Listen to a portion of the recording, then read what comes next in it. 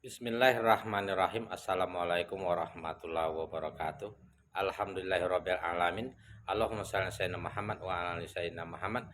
Mudah-mudahan dengan selalu banyak bersyukur dan banyak berselawat, kita semakin cinta, rindu akan kehadirat baginda Rasulullah sallallahu alaihi wasallam, dan nantinya kita bersamanya di yaumil akhir karena sapaan.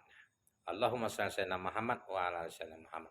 Sahabat seiman, Allah SWT berfirman di dalam surah Al-Isra ayat 32 yang berbunyi, Bismillahirrahmanirrahim, wala taqrabuz zina innahu kana fahisyah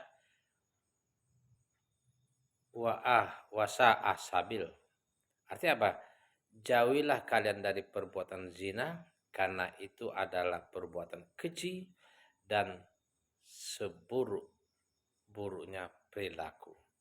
Artinya apa? Kita hendaknya menjauhi perbuatan zina karena ini berbahaya dan merugikan diri sendiri, nama baik keluarga, dan lain sebagainya. Perbuatan yang mengarah ke zina yang pertama kali adalah berawal dari pandangan hati, diikuti dengan perilaku-perilaku karena perintah hati, ya, seperti zaman sekarang ini, berkenalan, minta nomor HP, mengadakan pertemuan, tukar cindera mata, dan lain sebagainya. Kalaulah kita mencintai seseorang, itu tidak harus kita berpacaran, tidak harus kita jalan sana jalan sini, berbagai kegiatan-kegiatan yang ujung-ujungnya mengarah ke perbuatan zina. Sebagaimana kisah Ali bin Abi Thalib meminang putri kesayangan Rasulullah sallallahu alaihi wasallam, Fatimah Az-Zahra, mereka tidak pernah berpacaran. Meskipun Ali dari kecil dia tinggal bersama Rasulullah sallallahu alaihi wasallam, dia menaruh hati pada Fatimah Az-Zahra tetapi tidak nampak karena beliau menjaga pandangan dan hati. Ya, tiba pada masanya ketika mereka dewasa, tidak seorang pun tahu kecuali Allah Subhanahu wa taala bahwa Ali secara diam-diam menaruh hati dan minat untuk meminang putri kesayangan Rasulullah sallallahu alaihi wasallam. Ketika pada saatnya dewasa, putri Rasulullah sallallahu alaihi wasallam banyak yang melamar, di antaranya 4 sahabat terkenal, terkaya, dan jauh bila dibandingkan dengan Ali bin Abi Thalib. Pertama, Umar Abu Bakar As-Siddiq datang melamar, akan tetapi ditolak oleh Fatimah Az-Zahra. Yang kedua, Utsman bin Affan, yang kita kenal orang yang kaya raya dermawan, seorang sahabat yang banyak berkorban demi membela Islam, ditolak oleh Fatimah dan Rasulullah SAW. Yang ketiga, Abdurrahman bin Auf, kaya raya. Maharnya saja bandingkan 100 unta yang bermata biru dari Mesir dan 10.000 dirham. Kalau diuangkan 55 miliar yang disiapkan untuk melamar Fatimah Az-Zahra.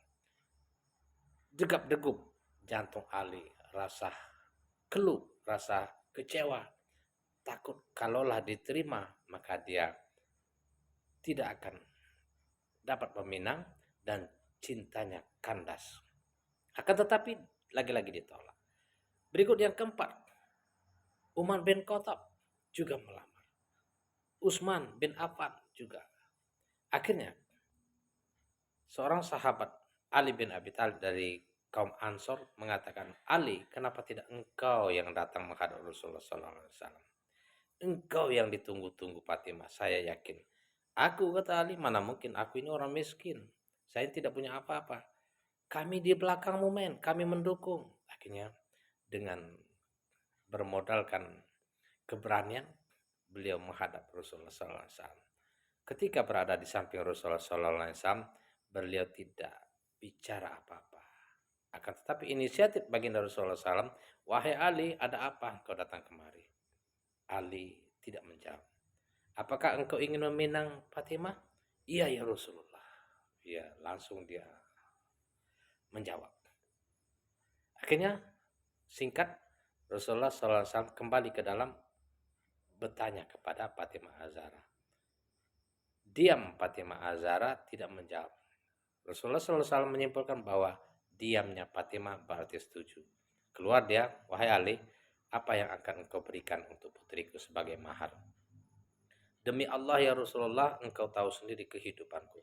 Aku orang miskin, sejak kecil aku tinggal bersamamu, diasuh olehmu.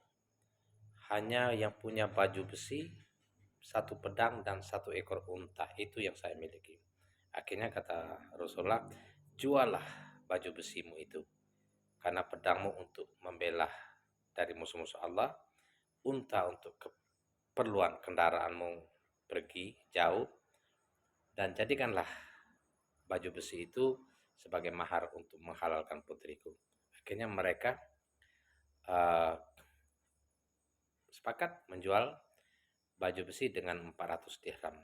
Wahai Ali, kau harus bergembira, karena sebelum ini Allah Subhanahu wa taala telah menikahkan engkau di langit, dan sekarang aku diperintahkan oleh Allah Subhanahu wa taala untuk menikahkan putriku dengan engkau. Akhirnya bismillah mereka menikah dengan mahar 400 dirham. Sahabat seiman yang dimuliakan Allah Subhanahu wa taala, apa hikmah yang bisa kita ambil dari kisah cintanya Ali bin Abi Thalib dengan putri kesayangan Rasulullah sallallahu alaihi wasallam, Fatimah Az-Zahra? Artinya apa? Mereka, walaupun mereka Ali bin Abi Thalib menaruh cinta, sayang dan punya hasrat untuk menikahi dan meminang putri kesayangan Rasulullah, tetapi tidak dinampakkan. Tidak mereka berpacaran, tidak mereka saling goda menggoda, tidak mereka saling tebar aurat dan lain sebagainya. Karena Allah Subhanahu wa taala berfirman, "Wala taqrabuz zina innahu kana fahisha wa sa'ah sabil." Jauhilah kalian dari perbuatan zina, karena itu perbuatan keji dan seburuk-buruknya perilaku. Mendekati zina aja kita dilarang, apalagi melakukan zina. Nauzubillah. Mudah-mudahan ada hikmahnya bagi kita. Mari kita jaga keluarga kita, anak-anak kita, khususnya diri kita sendiri dari perbuatan zina, tentu dengan menjaga hati dan pandangan. Karena semuanya berasal dari pandangan, diteruskan ke hati, diikuti dengan perilaku-perilaku yang menyimpang. Demikian, Assalamualaikum warahmatullahi wabarakatuh.